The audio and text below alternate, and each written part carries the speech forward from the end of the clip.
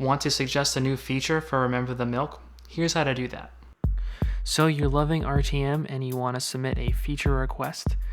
Really easy to do. Just scroll on up to the top of your header and click on the gear icon, and then scroll down to Contact Us. Click on that.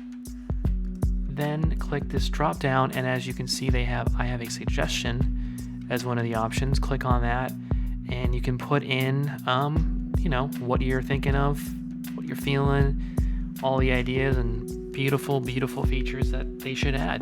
Throw them in there, honestly. Tell them what you think. I personally never hold back when it comes to feature requests. So join me in annoying these poor developers with our ideas. And then, of course, click that send button. And submit a feature request from your mobile device. It's really easy. Click on that top left menu icon, then click on that question mark icon, click on that guide,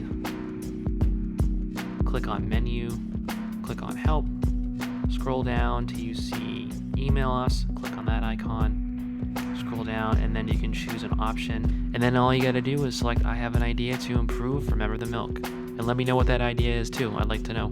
Thanks for checking out this video. If you'd like to download my free Remember the Milk cheat sheet, the link is in the description below.